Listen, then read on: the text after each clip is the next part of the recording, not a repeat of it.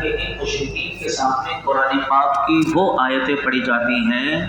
کہ جس میں اس بات کی دلیل ہوتی ہے کہ اللہ مخلوق کو ان کی موت کے بعد دوبارہ زندہ کرنے پر قادر ہے. یہ بات ان کو بتائی جاتی ہے کہ اللہ قدرت رکھتا ہے. تو فرمایا وہ کفار ان دلیلوں کا جواب دینے سے عاجز ہو جاتے ہیں. تو ان کی جوابی دلیل صرف یہ ہوتی ہے کہ اگر تم مردوں کو زندہ کی جانے کی بات میں سچے ہو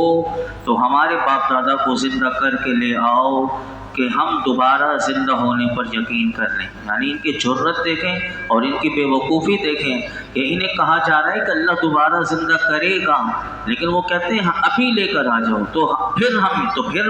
یہی تو عالم الغیب ہے، اسی چیز کو تو ماننا ہے. لیکن وہ کہتے ہیں پہلے ہمیں دکھا دو پھر ہم یقین کریں گے. تو ایسا یقین کرنا بے سود ہے. پھر اللہ تعالیٰ آگے ارشاد فرماتا قُلِ اللَّهُ يُحْيِيكُمْ ثُمَّ يُمِيتُكُمْ ثُمَّ يَجْمَعُكُمْ إِلَى يَوْمِ الْقِيَامَةِ لَا رَيْبَ فِيهِ وَلَٰكِنَّ أَكْثَرَ النَّاسِ لَا يَعْلَمُونَ. تو فرماؤ اللہ تمہیں زندگی دیتا ہے، پھر وہ تمہیں مارے گا، پھر تم سب کو قیامت کے دن اکٹھا کرے گا کہ جس میں کوئی شک نہیں، لیکن بہت آدمی نہیں جانتے. اللہ رب العالمین نے ارشاد فرمایا اے حبیب صلی اللہ تعالی علیہ وسلم آپ ان لوگوں سے فرما دیں کہ تم پہلے بے جان نطفہ تھے، ایک بے جان نطفہ پانی کا نطفہ تھے، گندے پانی کا. یعنی اس کے بعد اللہ تبارک و تعالی نے تمہیں زندگی دی، پھر وہ تمہاری عمریں پوری ہونے کے وقت تمہیں موت دے گا، تمہیں مارے گا، پھر تم سب کو زندہ کر کے قیامت کے دن اکٹھا کرے گا کہ جس میں کوئی شک نہیں. تو فرمایا جو پروردگار ایسی قوت والا ہے تو وہ تمہارے باپ دادا کو بھی یقیناً زندہ کرنے پر قادر ہے، وہ سب کو زندہ کرے گا. اس وقت صرف ایک کو نہیں، جتنے بھی ہیں فرمایا وہ سب کو زندہ کرے گا. لیکن بہت سے انسان آدمی ایسے ہیں کہ اس بات کو نہیں جانتے کہ اللہ مردوں کو زندہ کرنے پر قادر ہے. تو فرمایا ان کا نہ جاننا اس وجہ سے ہے کہ وہ زندہ کیے جانے کے دلائل کی طرف مائل ہی نہیں ہوتے اور نہ ہی ان کو غور سے سنتے ہیں. فرمایا کہ اگر وہ غور سے سن لیں اور جو دلائل اللہ رب العالمین دے رہا ہے تو فرمایا کہ وہ اس دلائل کی طرف مائل ہو جائیں اور غور کر لیں تو انہیں سمجھ میں آ جائے گا. پھر اگلی آیت میں دیکھیے کہ اس کا جواب بھی کیا خوبصورت دیا کہ کیسے یہ ان کا نہ ماننا ہی، اور کتنی خوبصورت اللہ رب العالمین نے آیت کے ذریعے سمجھایا. اگلی آیت سنیے فرمائیں وَلِلَّهِ مُلْكُ السَّمَاوَاتِ وَالْأَرْضِ وَيَوْمَ تَقُومُ السَّاعَةُ يَوْمَئِذٍ يَخْسَرُ الْمُبْطِلُونَ. اور آسمان و زمین کی سلطنت اللہ ہی کے لیے ہے، اور جس دن قیامت قائم ہوگی اس دن باطل والے خسارہ پائیں گے. اس سے پہلی آیت میں اللہ نے بیان فرمایا کہ وہ پہلی بار زندہ کرنے پر قادر ہے اور دوسری بار بھی زندہ کرنے پر قادر ہے. اس آیت میں زندہ کرنے کی قدرت پر ایک عام فہم دلیل اللہ رب العالمین نے بیان فرمائی کہ فرمایا کہ آسمانوں و زمین کی تمام ممکن چیزوں پر اللہ قادر ہے، اور جب تمام ممکن چیزوں میں اللہ کی قدرت ثابت ہے اور یہ بات بھی ثابت ہے کہ مرنے کے بعد زندگی مل جانا ممکن ہے، کیونکہ اگر زندگی ملنا ممکن نہ ہوتی، اب یہ دیکھیے یہ والی بات ہے کہ اگر زندگی ملنا ممکن نہ ہوتی مرنے کے بعد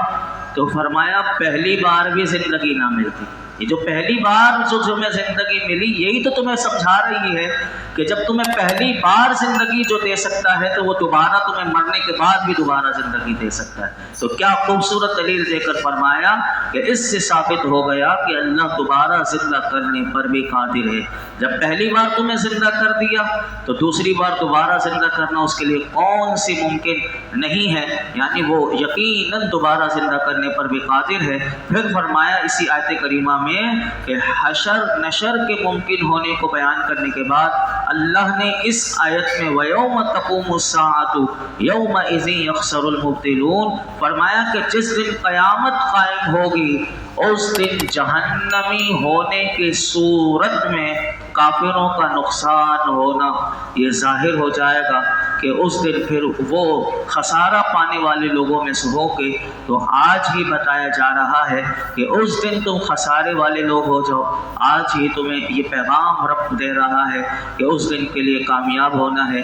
تو آج ان باتوں کو مان لو۔ پھر اللہ رب العالمین نے آگے کیا ارشاد فرمایا کہ وَتَرَىٰ كُلَّ أُمَّةٍ جَاثِيَةً كُلُّ أُمَّةٍ تُدْعَىٰ إِلَىٰ كِتَابِهَا الْيَوْمَ تُجْزَوْنَ مَا كُنتُمْ تَعْمَلُونَ هَٰذَا كِتَابُنَا يَنطِقُ عَلَيْكُمْ بِالْحَقِّ إِنَّا كُنَّا نَسْتَنسِخُ مَا كُنتُمْ تَعْمَلُونَ۔ اور تم ہر گروہ کو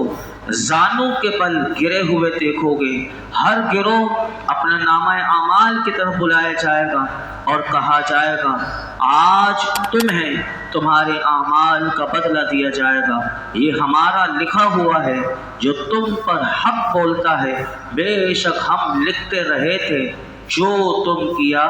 کرتے تھے۔ سورہ جاسیہ کی جو لفظ آپ نے سنا کہ یہ سورہ جاسیہ کا ہی درس چل رہا ہے، یہاں اس آیت کریمہ میں جاسیہ آ گیا یہ لفظ کہ اس سورت کا نام کیوں رکھا گیا تھا جاسیہ۔ اللہ رب العالمین نے ارشاد فرمایا جاسیہ کہتے ہیں زانوں کے بل گرے ہوئے، تو گھٹنے کے بل جو گرے ہوئے ہوں گے قیامت کے دن، وہ منظر اللہ نے بیان کیا اور فرمایا اے حبیب صلی اللہ علیہ وسلم تم قیامت کے دن یہ منظر بھی دیکھو گے کہ ہر دین والے زانوں کے بل گرے ہوئے ہوں گے، کیونکہ وہ خوف زدہ ہوں گے اور اپنے اعمال کے بارے میں سوالات کیے جانے اور حساب لیے جانے سے بے چین ہوں گے۔ آج بھی دنیا میں اگر کسی کا حساب لیا جائے تو وہ بے چین ہو جاتا ہے اور سوالات پوچھے جائیں تو بے چین ہو جاتے ہیں، لیکن قیامت کا دن کیسا منظر ہوگا کہ دنیا میں یہی انسان کتنا گھبراتا ہے، اگر کوئی غلط ہو جائے تو مجھ سے سوالات پوچھے جائیں گے، کتنی بے چینی ہوتی ہے۔ لیکن اس دن کی بے چینی کو یاد کریں، اللہ فرماتا ہے کہ ہر دین والا اپنے اعمال نامے کی طرف بلایا جائے گا اور ان سے کہا جائے گا آج تمہیں تمہارے اعمال کا بدلہ دیا جائے گا۔ یہ وہ اعمال نامہ ہے کہ جسے لکھنے کا ہم نے فرشتوں کو حکم دیا تھا، اور فرشتوں نے جو لکھا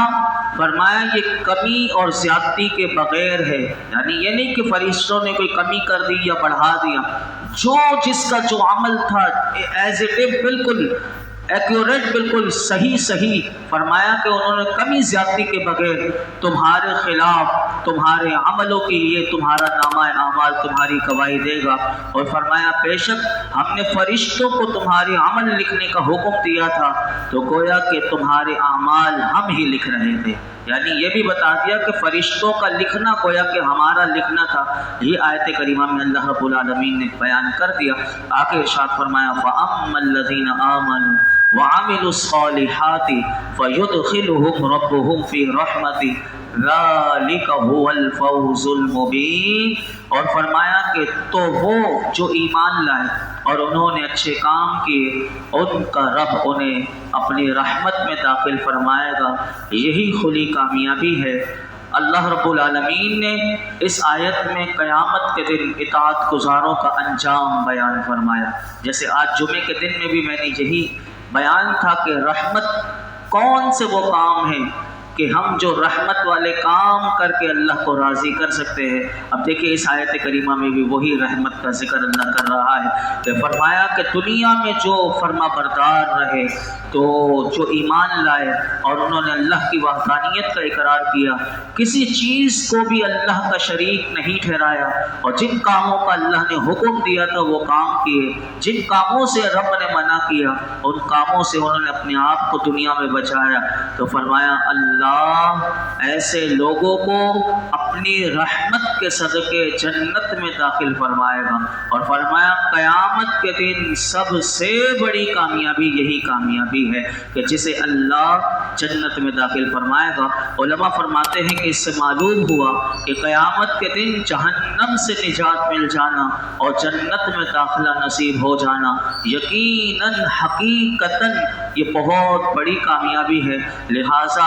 ہر مسلمان کے لیے یہ پیغام ہے کہ وہ اس دنیا کی ناپائیدار کامیابی حاصل کرنے کے پیچھے بھاگنے کے بجائے وہ آخرت کی ہمیشہ، اور یہ کامیابی جو دنیا میں ملتی ہے یہ عارضی ہوتی ہے، یہ ختم ہو جائے گی، لیکن آخرت میں جو کامیابی ملے گی فرمایا کہ وہ ہمیشہ رہے گی، اور اس کے لیے انسان کو زیادہ کوشش کرنی چاہیے۔ یہی میرا رب ایک اور مقام پر قرآن میں ہمیں پیغام دیتا ہے، ان ھذا لہو الفوز العظیم، کہ بے شک یہی بڑی کامیابی ہے، لمثل ھذا فلیعمل العاملون، ایسی ہی کامیابی کے لیے عمل کرنے والوں کو عمل کرنا چاہیے۔ علماء کہتے ہیں کہ اس آیت سے دو باتیں اور معلوم ہوئی، ایک یہ کہ جب تک اللہ کی رحمت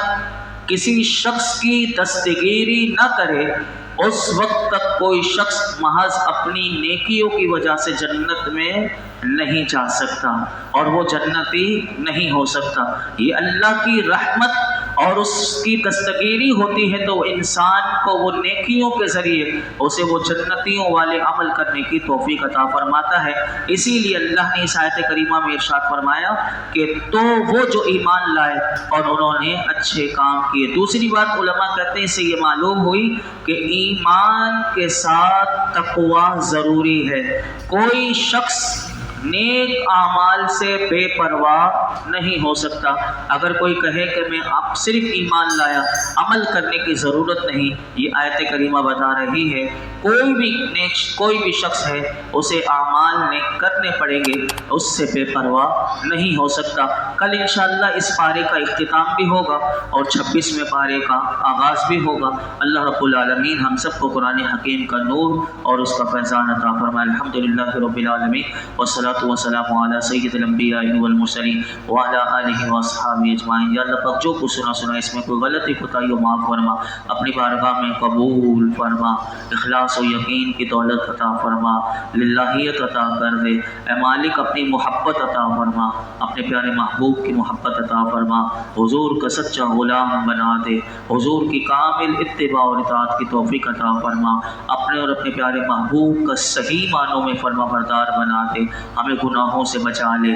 جو گناہ ہو گئے معاف کر دے۔ اللہ ہماری ہمارے ماں باپ کی ساری امت مسلمہ کے بے حساب مغفرت فرما۔ یہ جتنے حاضرین موجود ہیں اللہ ہم سب کی درس قرآن کی برکت سے اپنے محبوب کے صدقے میں ہماری تمام حاجتوں پر اپنی رحمت کی نظر فرما۔ وصلی اللہ تعالی علی خیر خلق محمد وعلی آلہ وصحبہ۔